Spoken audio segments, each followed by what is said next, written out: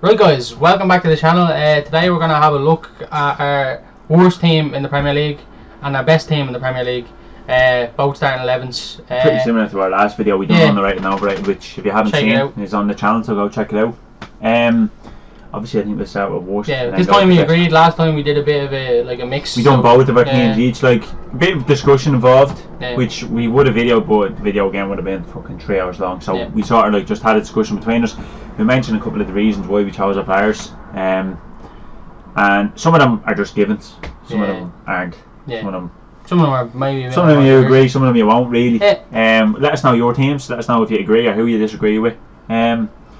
And yeah, we'll just go straight in. Kick in, and the worst team, the goalkeeper. I think. Wait, hang on. We give you 5 seconds to guess, because everyone fucking knows this. 3, 2, 1. Kepa. Yeah.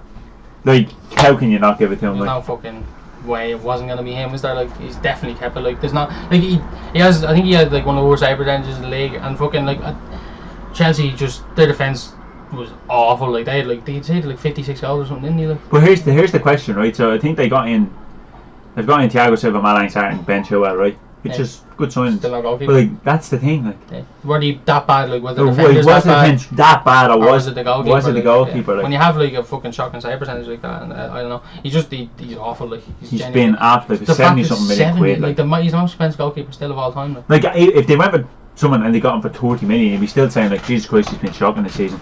But a fucking most expensive ever, it's just what the fuck are you doing? Like they can't. If he like he's a fucking if they paid 10-15 million, be like, alright, get out and get in. They're gonna find a hard replacement. I think that's it. Like because they're not gonna get any money near that. Like, but at the time it is. You can see them send them out on fucking like a loan, loan. Like even if they can try like maybe 30-40 million plus him for Oblak. Yeah. You know, because I doubt it, because I doubt that they'll I think Simeone would fucking snap if he went anywhere near his team. But yeah. So he's like only back to Spain is the only option I can see. Like, you know, and if Chelsea really are in for Oblak, like if they can try and knock off a few quid, surely they can't spend another 90 million on fucking. I didn't think they'd spend as much as they do already. Like, I mean, I know it's only 200 something million. Yeah, they were no-brainers really. Like, I'm surprised no one else snapped them up. Like, yeah, Kepa, goalkeeper. Definitely. Just giving in, like. Yeah. Right back, we went with Serge Aurier. That one, I don't know. Like, is he the worst right back of the season? I don't know. Like in terms of everyone in the league, but in terms of like what you'd expect from a that's top the thing, like. 6 kind of right back. I know Spurs finished he finished 7th, did he? Or was it 6th? 7th, I think. Was 7th.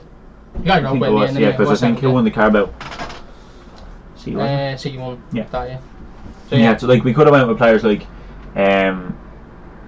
maybe Fredericks off fucking West Ham, like you know, we could have went with some an Norwich player or someone Max Aarons. We don't like he's not just based on like goals conceded and shit. And, like we know he's very high, but like Aurier, I would expect much more out of him than this season. Like he's just shocking. Like defensively, he's decent going forward, but defensively, he's just fucking awful. Not at all. He's awful. Like Mourinho plays him like as like a fucking proper. Like he just pushes him up under the right, and that's why Mourinho went weird the way that. But talking that back and Serge Aurier. I think people would probably agree with that one, to be honest. But maybe.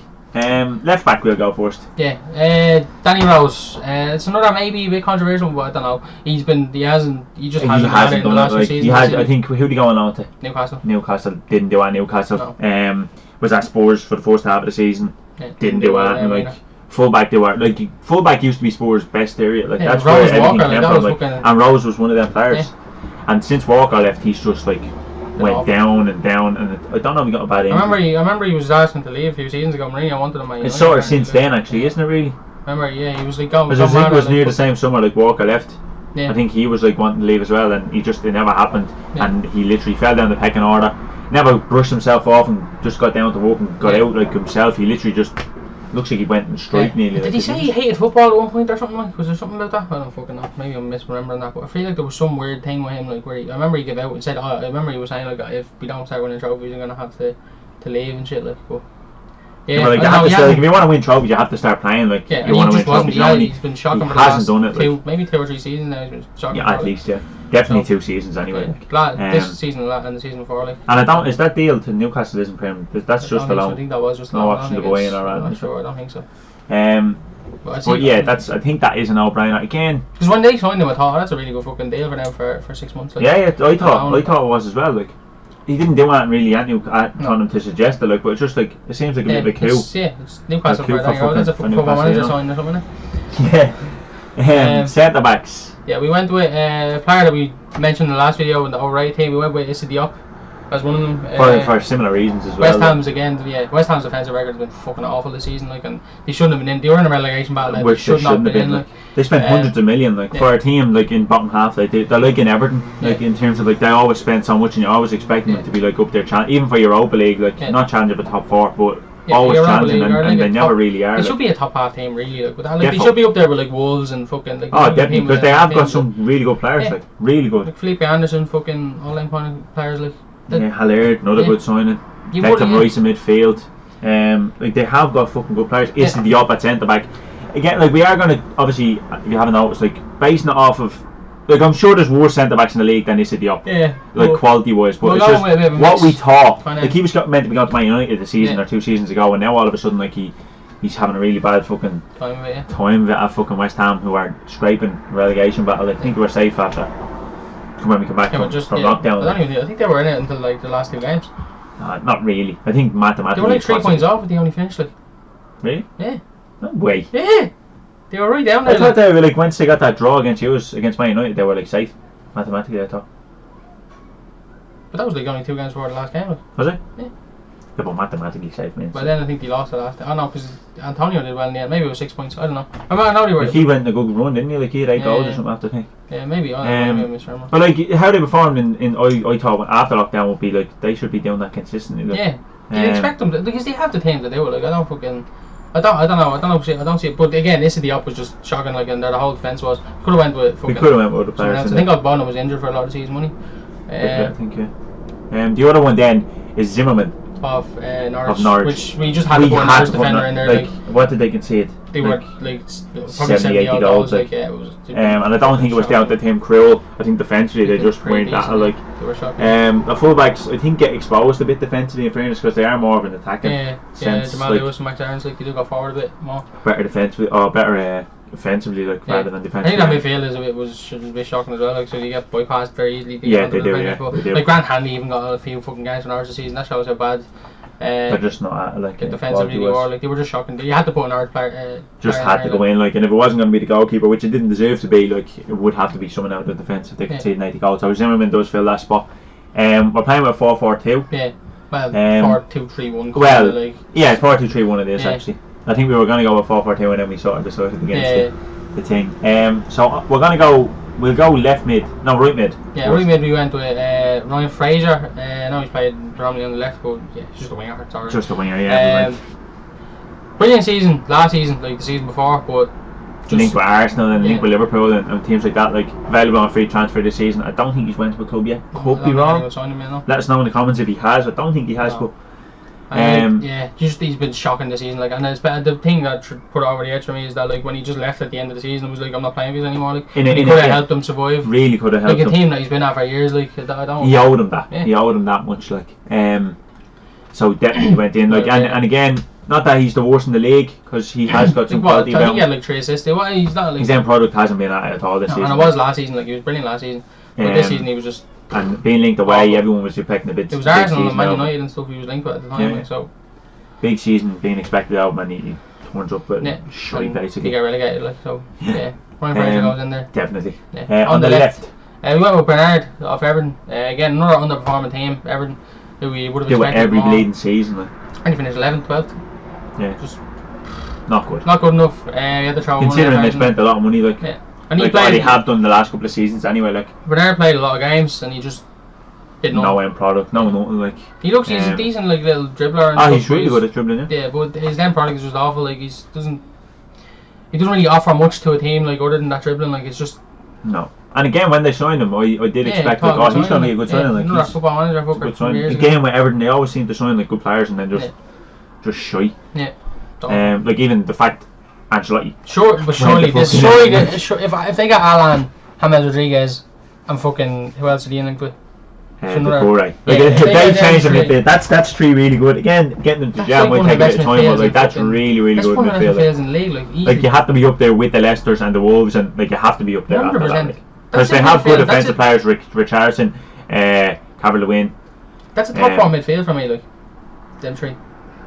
Yeah, they could. I think that it should be like the rest of the team probably isn't there, but I think James, if you get the good best out of James, like you're laughing like. James, like he's been. Like his name is kind of fucking like being dragged in the door a little bit, but he's everywhere he's gone. Like his goal contributions are always like 10 goals, 10 assists, 10 goals. He's always up there with fucking like.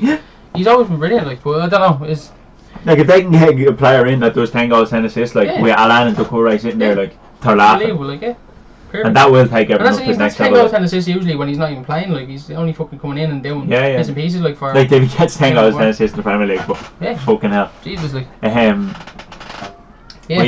But that's why Bernard goes in. He'd probably get dropped out. Obviously, no, I don't say probably. He's probably getting sold if they can't. I don't know. There must be a 4-2-3-1. Like maybe Iwobi goes on the left for them. Walcott, I don't know, maybe on the right. No, I say Richarlison on the left. Richarlison left, probably Iwobi on the right, maybe. Then. But so we went with Moise Kean. Oh, up front there. That he could have been a shout. Like, a really good shout. I didn't even think of him. He's done absolutely dog shit, really. Like I just don't know if he's played that much, and it is hard. Like when, like Bernard had over 20 appearances, like a good couple of sub appearances, like which took him up to I'd say about around 30 actual appearances. But about 20 starts, like, and he just didn't have it. Like where I don't think Moise Kean has been at that. Like no, he didn't get that many chances. But he hasn't done anything like since joining. Like obviously he had that thing with Ferguson. He missed a lot of chances as well. Like didn't he? Like so fucking. He could have been a show. And I'm sure there's other players, and I'll do with him if you can. Of players that we missed, if we did miss any. Again, this is just who we think, so do let us know. But fucking Moise Kean could have went in there, but I think we did decide to stick with fucking Bernard. I think just based on he played too many fucking too many games to not go in. Centre mids. 3-2, absolutely. This is some dross going on here. Like this is fucking right. The first one, Jesse Lingard. Wow. Like how bad can you be? One goal. Last kick of the game. Last kick of the game of the season. It's hard because apparently he's had some fucking off the field problems. Like he's had some fucking family issues or some shit. So it's hard to fucking know what's going on in his head. But he was terrible. He, as you know, you fan like watching him. And he did have a good couple. He had over 15 appearances. I could have went with fucking Andreas Pereira as well in there. If fucking didn't play as much, did he? He played more than Lingard. Yeah, he played like 20 games. Started like 20 games this season in the league. Yeah, could have probably went with him in fairness. Yeah, but like I don't know, the Lingard just because one goal contribution and last kick as well. Like up to that, he was literally non-existent for the whole season. Fucking awful. Like he was terrible. Like and he because at one point like Jesse Lingard was a decent squad player to have there. Like I remember what. There was a spell on the Mourinho, wasn't it? Like around like I think it was like December 2017 to like February for the rest of that season kind of thing. And I think he scored a good few goals. Like but he did. Since then he never really came back from the World Cup. Like. Since the World Cup, he's just hasn't done it. Like, but that's 2 years ago now, so he has not. And he's 28 now, nearly 27, 28, I think. Yeah, you always think of like I know Lingard's right. Like you just always think of him as a young player. A younger player. It's just because he'll get better. He's not. He'll get worse. Yeah, he's not. If he can, like it's. Like he can go back. If he can get back to the form that he was on before, like under Mourinho, like then fair enough. He's a decent squad player to have in there. Like his movement and everything's good, and he has had a few good. Like I remember. The City game, the first City game he played the season when we beat them, he was brilliant in that. Like, and against Spurs as well, he was brilliant. Like, he does well in them kind of big games where his movement and stuff was brilliant. But they just generally like when you're trying to break down with him, like watching him and Pereira all season, like before Fernandes came in, like it was awful to watch. Like, you just couldn't break teams down. Like, and what are you gonna do when you have them players in there? Like, but yeah, based off of the season, I think he has to win as one of the worst this season. And the other one. He played a lot more games than I thought he did. Yeah, I thought he like didn't get a look in at all. Yeah. Completely. Like I thought he's gone. He doesn't want to play. He actually played. Like he got 19 starts. Like. 19 starts. It's crazy. How? Mesut Ozil had 19 starts this season. No one told me. Like what? I thought he was kind of in. Like I knew he kind of played a few games. I know when he played kind of at the start of the season under Emery, and then he fell out with him, then went out of the team. But I thought he was like once he went out of the team, he was gone. And then he came back in under Lundberg for a few games, I think, and then Arteta played him for a few games when he came in, and then after that, nothing. Like, well, yeah, he think he had like 2 goal contributions. He was shocking, like shocking. And it's not even just. It's been going on for years. Like 3 assists in the last fucking 2 or 3 seasons. Like, where we're saying fucking Ozil is just not at it, like, and what's going on with him, and he has to win. Like when we seen that he made that many fucking appearances, like, straight away. It was a no-brainer. It was literally and 350 grand a week the fucker's on as well. Like he does. He has no contribution to Arsenal anymore. Like. He doesn't suit the way they're. He's literally just sitting there taking a wage. Like he's definitely not going to fit in with the team. I remember around that time when he was like, there was talk of him leaving, and then he ended up signing a new deal. Like there was talk, you'd been in for him as well. Like and I was like, oh, like at the time, been Sanchez all over again. That's what I'm saying. Like I think it was the same summer, the same window that Sanchez fucking left. Like that he joined us. Like both of them apparently were fucking. There was talk of them. Really? I think so. Maybe it was the season after. But I know it was under Mourinho. Yeah, that just. But that would fucking hell. Imagine both of them on fucking training. And again, like, doesn't even look like. Obviously, I can't imagine Arsenal not trying to get rid of him. But it doesn't seem like there's anything happening. Like maybe there's just no interest in him. But he was going to pay fucking that much money. But it's up to him, I think, to make the decision. Like do I want to progress in my fucking football career and not even get better? I mean, like just be playing. Like even go to fucking China or something, just play football. You want to play football at this stage? Surely, man. Surely. Yeah, I was shocking. Definitely. Been fucking awful, like. And the attacking mid kind of we went with like a number 10. He plays all over the place. We went with Almiron. There's a few Newcastle players in this team which I feel maybe is a bit harsh considering the season that they've had. Yeah, because they actually have been pretty decent this season. But I think like the individuals that we picked out like haven't had a massive impact. Like how they played. Almiron, I know there was a whole thing, like there was a whole fucking story. But I think it was last season where he got 1 goal and like he didn't score until like January or something. Like I remember he had it, and then this season he's done a bit better, but he's still his end product again just isn't there. Like he has, and he's meant to be like I remember he was like a centre forward in America. I think like he played kind of like I think he played in the 2 up front, but yeah, I don't know. Just not at it, like. No, he hasn't really done it since he came to the league. He's a decent little like kind of player, but I don't know. He's like they tried to replace basically Jose Perez with him. Like he's very similar player. Like he is actually very similar. Yeah, they sort of look the same, to be honest. They actually do. Like. But yeah, I don't know. I don't think he's that good even, and yeah, he just hasn't done it for them really. Yeah. No, I agree with that. And up front, which is again another Newcastle player, which is a given, which is like fucking 40. Joe Linton been terrible, like absolutely awful. And look, I know with some of these players you'd say you expect. Like obviously knowing the season before you'd expect Jonathan, it's not like when you come in you can expect them to have a really good season, like, but when you get someone 40 million, and especially when you're a club that's, I wouldn't say down the bottom, because Newcastle shouldn't be really down the bottom, they should be doing better. I thought they would have been, though, to be honest with the team. Yeah, I did. In fairness, when they got Bruce and stuff and the team that they had, I did think that they'd be scraping it down this season. They sort of outperformed it that way, but definitely no thanks to Jonathan, man. I think 1 or 2 goal contributions all season, like, for 40 million quid is just terrible. One of the worst signings probably in the Premier League ever, to be honest. When you're talking about 40 million. You see why he goes on next season, like, but so far we can only go off what we've seen so far, and so far fucking terrible. Yeah, so definitely that was a no-brainer. Like that was probably one of the easiest decisions after Ozil. Yeah. Probably there with Ozil, to be fair, like for 40 million quid. But yeah, let us know what you think of the worst team. If you agree, disagree, let us know. Yeah. But we'll move on to the good team now. The fucking. It's sort of much easier in terms of like. We can just look, and we have in our own heads. Like you had to do a bit of research for the fucking worst team, but with the best, you can kind of just know. Yeah, I mean it wasn't really hard. No. In fairness, like, there's a few points you can. There is a couple of talking points, like, but purposely and we'll explain when we get to the players anyway, because I don't want to give too much away. But we're going to start off in goal. We had a bit of debate about this. There's a few in there. We could have went with Ederson, Dean Henderson, Nick Pope. Have all had good seasons, but like I think Alisson's been the best keeper in the league. Even though he missed 9 games, was it?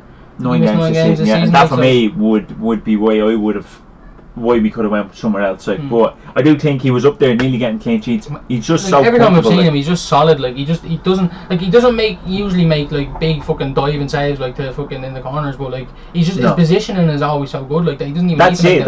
Like, and everyone kind of like Van der Sar. People think like that. Oh, that's an easy save, and that it is this actual goalkeeper position that makes them look easy. Like some players or some keepers might be a foot to the right or a foot to the left and have them scramble for that or make a diving save. he's in the right position, like almost like 99% of the time, where the shots come at him and it looks like straightforward. He's so solid and comfortable. His distribution is top quality, like, and he's, for me, he was actually a big reason as to why we won the league as well. Like, he has had some he was up there things to do. Like, wasn't he? I think he was 2 or 3 off clean sheets, and he missed 9 games. Like, so. Obviously, defensively, we'll get to that, but Alisson. That we ended up on Alisson agreeing, but obviously you had a few other Dean Henderson, as you said, Dean Henderson, Nick Pope, and Ederson could have easily been in there. But we just tipped Alisson. Yeah, the fullbacks, right back first. There's no brainer on the fullbacks. So just Trent Alexander-Arnold is right back. There's a few there's a few in there. Ferrer's done well this season. Wan-Bissaka's done really well this season. But nowhere near the level of Trent Alexander-Arnold. Forward, absolutely not a hope. There's no question. Like, going forward, he's like ridiculous. Like, he's unbelievable. Like, top draw. Like, he literally dictates games from right back. Like, which is unseen in football. Realistically, I can't think of a player that doesn't. Like, you go Dani Alves. He was more just kind of. But even like he didn't dictate it. Yeah, it's a different thing. Like, I'm just trying to think in terms of, like, I'm not trying to say ever, by the way. He's a playmaker from fullback. That's what I'm saying. Like, Dani Alves is like an overlapping, like, kind of winger from fullback, but he's like a playmaker from fullback. Like, it's, he makes everything happen. Like. Yeah, and that's just So the fullbacks were a no-brainer. You just talk about both of them. Robertson, because that's Liverpool's creative hub is their fullbacks. Yeah, and they just.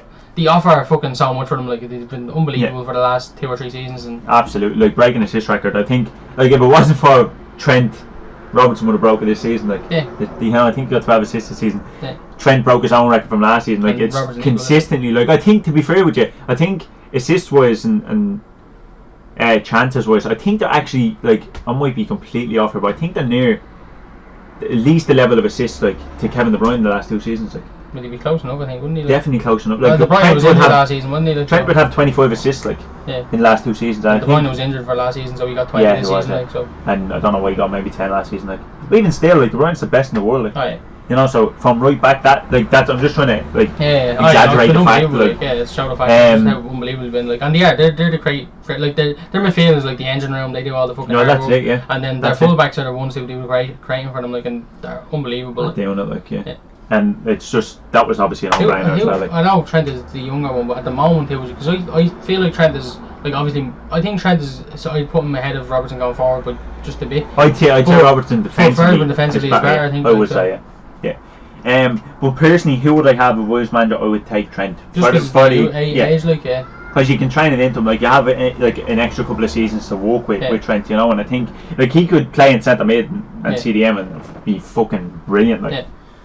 And if there was a right back that became available, like, if Neco Williams could get to any level like that, like, I think that would be a brilliant idea for the future. Like, didn't look like Neco Williams, to be honest, yesterday. Aubameyang kind of wins them. Playing against Aubameyang.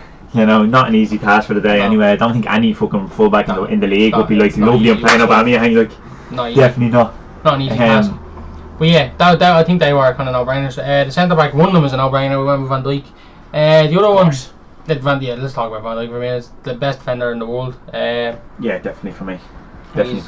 He's unbelievable. Like, he was up there, but it wasn't this year, but it was around December. Like, it goes back to when we brought him in. For me, like, I know you could say this, that he's in this based on the season, but for me, it goes back. Like, I don't think, and I'm saying this now because of what we've seen of Van Dijk, I don't think there's any, like, centre back in world football that we could have got. I mean, maybe there could have been at the time, but.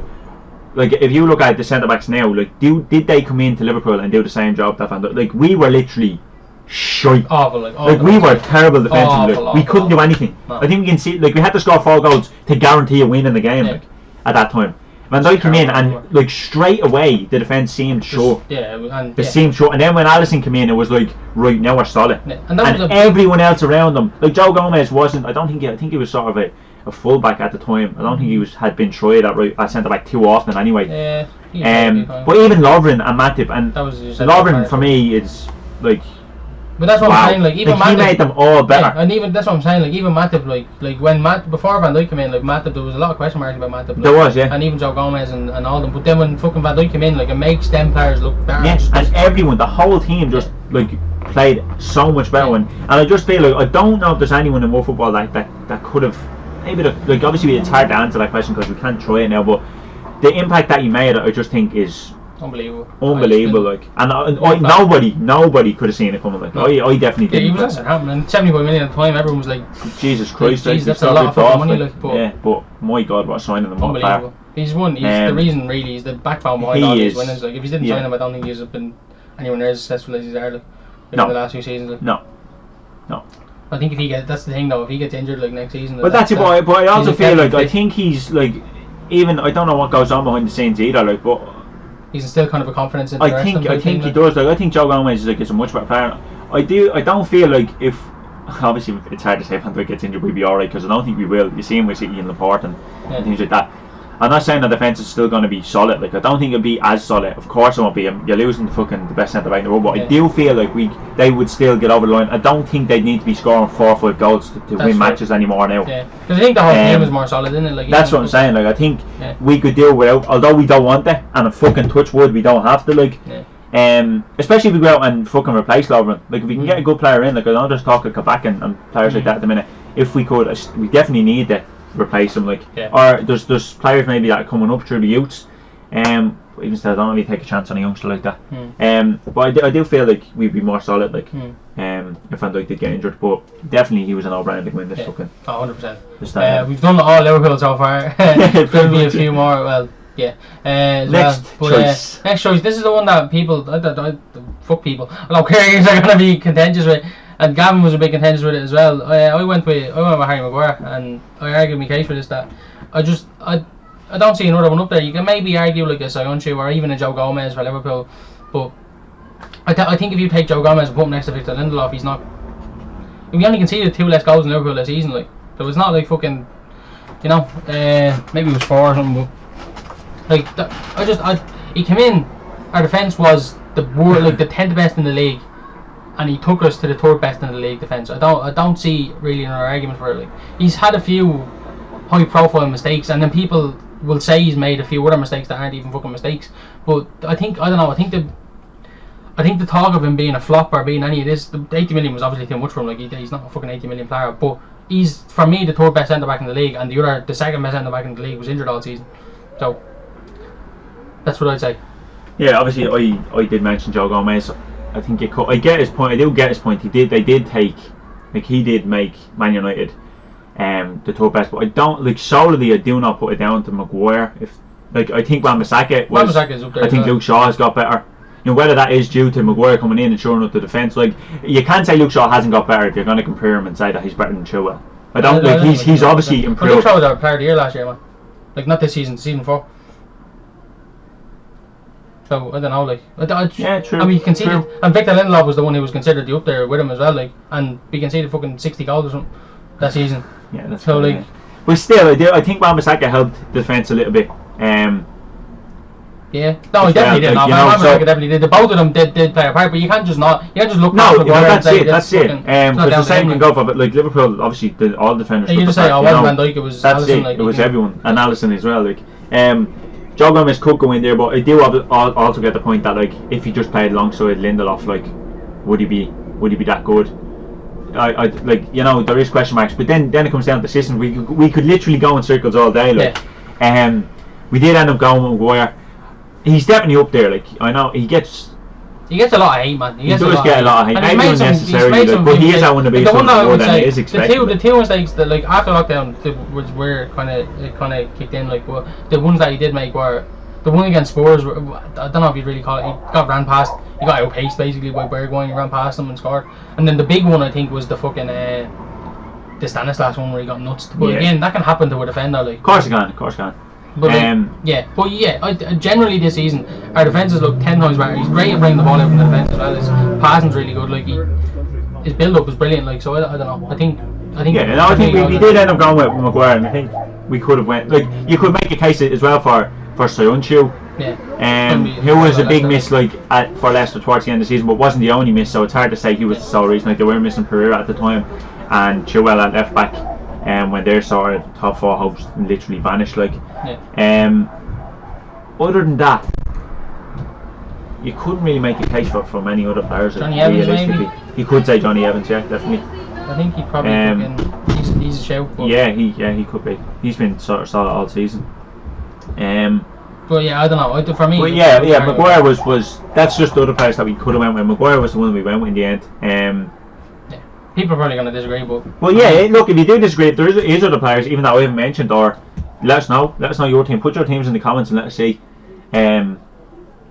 who they are. But we're going to jump straight on. Straight into the midfield. Defence is done. We'll go to right mid. We went with Mane again. He's played on the left, but Mane, he's been. It's between, I'd say, him and De Bruyne for Player of the Year for me. Yeah. They would have been the two players I would have put up there. Like. Yeah. So Mane happy to win. And the reason Mane is like. I think Salah scored more goals than him, but the importance of the goals Mane scored this season. Well, that's it, like. Yeah, that's it. And he does. Like, it goes back to as far as one game that stood out to me. Like, I think, and I'm not gonna try just go on about Liverpool all day. Although I could literally stay here for 6 hours and just talk about Liverpool. But when we go back to Barcelona, say when we done that comeback, Salah and Firmino weren't playing. Yeah. Right, and I've always felt like this. Me personally, I would prefer Mane over Salah. I would. Yeah. No, Firmino's my favourite player of Liverpool. But Mane for me is probably our most important attacker anyway. I think that night, if Mane was missing and Salah was in, I don't think we'd been 4-0. I just don't see it. Like, I'm not saying Mane played a huge part and was the reason why we won. I'm not. But it's just I just feel he offers more. He's a big game player. He is a big game player. He gets very important goals, as you've seen this season. Villa for one. That Jesus Christ. Fucking hell! Like, that game was over in the 88th minute. Like. Don't mind me that man. I just feel he's a bigger player. He definitely. No brainer goes into the team. Was never in doubt. The only reason why we're playing him on the right is because the other player that we thought we were sort of stuck on a couple of players. We could have played him on the left, but we'll get to them and you'll understand. Mane just one of the best players. 100%. Brilliant. Yeah. Now we go on to the left. We went with Aubameyang. We could have see what we were. The first thought we had was Salah on the right and then Mane on the left, but I think Aubameyang probably deserves to get in there, to be honest. Like, I think he definitely deserves to go in there 100%, and we could have played him up front, but again you'll see as the thing goes on, you would say Aubameyang has been unbelievable. Arsenal basically. He's the only reason they're fucking anywhere season, and the only reason they won anything. And they won the Community Shield yesterday mainly because of him. Scored to win a penalty, scored in the game. Brilliant. But he's fantastic. Like, absolutely. His finishing is he's movement, unbelievable. His pace. He causes the team. He's an absolute fucking nightmare to defend. And I can only imagine imagine coming up again. Like, you'd literally just give up. Like, you'd literally want to be sitting in your box to stop the threat. Like, it's just like and even still, he has the fucking finish in him like that. He could get him out of the box and ping him. He didn't even he was in behind, but he just got to the edge of the box and pinged him top corner and the side net kind of thing. Like, so has it all really. Like, he's world class. Like, he's the only and I think that's going to be like a signing for Arsenal. Like, I think there's talk that he's close to signing the deal. If they do, like, he's like to finish 8th and keep him, because surely there's teams in the world. He's getting on, like, so you think he'd want to like. And fair play to him if he does sign in the deal. Like, what's he 21? Like, for me, he only has maybe 2-3 years max left at the top. So like if his pace goes, and he does have the technical ability as well, but if his pace goes, it takes a big thing away. Yeah, it does. Yeah, because how good is he at, like, look, I don't watch Arsenal every day, so I'm not gonna say how good is he at, like, holding up the ball, and like his main threat for me is get the one in over the top and bang, he'll finish it. Like, that's 100% it. I don't think so if he does lose that, I think he loses a lot. Complained about his general play at times, but it's just his finishing is just unbelievable. Like, he just scores, he's a goal scorer, an absolute out goal scorer, like, and he's playing the left wing as well. But which is fucking unbelievable. Like. I do think that has kind of moved, like, football's moved to that, like, lately. Like, wingers are kind of the top scorers, like, fucking like Salah. Your striker is Bobby Firmino, or Lacazette does a lot of that, like, someone who like makes the space and keeps the ball and keeps the game ticking, like. But Aubameyang another no-brainer, like. We took Salah out to make room for Aubameyang, and you'll see when we get to the strikers. But in midfield, obviously no-brainers, De Bruyne, season. Best player in the league. Probably best midfielder. Best player in the league, in the world, apart from Messi and Ronaldo. Really? Would you say so? Like, I think Mbappe, you could definitely make a case for Mbappe, but like, I just think I'd put Neymar up there, Lewandowski. You could put Lewandowski this season, actually. Yeah, fucking hell, Lewandowski this season. But like, definitely one of the best players in the world. Top 5 in the world. He's been unbelievable. He's the best midfielder in the world. I think. Definitely best midfielder in the world. Like, and he's the heart and soul. Like, what can you say? Like, 20 assists, equal the Premier League assist record. It's just fucking that again, like he's top drawer, like he has everything in midfield. He was the best player in the league this season, and I think he's been the best player in the league since he's walked into it. To be honest, like I think for seasons he's been there. Maybe Van Dijk last season, but other than like in terms of making things happen, I think Van Dijk. I think De Bruyne has been even in that season. Like I know Salah scored fucking a ridiculous number of goals. Broke the fucking record, man. You know, you can't like. I do get, but De Bruyne was up there. Like he was. If he wasn't the best player, I think solely Salah got it just because he broke the record. Like. Yeah. I think that's like he had to get it because of that. Like. Yeah. You know, like Ronaldo had it before that. Yeah. And Suarez obviously as well was up there, but like when you break the record for goals, you just have to get it. Like, especially when you're playing on the wing. I know he played sort of up front a little bit, but you had to get. But yeah, De Bruyne has definitely been like overall. Yeah, that's what I'm saying. You know what I mean? Definitely, he's been the best player in the league. Yeah. I think, like, yeah. He's always been like either first or second. Like, you know what I mean? So. If you like average Hazard up there as well, but then he might have been second, like you know, if Hazard was getting it when he got it. Yeah. So he's a fucking no-brainer, like. What a player, like. Yeah. Another player. This is where we had a bit of. There's a few players we could have went with in here. The four kind of that we had in mind were David Silva, Fabinho, Jordan Henderson, and then we had some debates about them, but we eventually settled on Jack Grealish, just because. He created like the second or third most runs in the league for Villa, who fucking. And that is the main reason. Like Villa, just dragged them. He dragged them out of fucking relegation. Like he's the reason they didn't get relegated. Like if they didn't have him, they'd be fucked. Yeah, pretty much. So. Oh yeah, bottom of the league as well. I'd say. Because they didn't really score many goals at all. Like when he scored, they were important. All of them were important. Captain, he fucking he.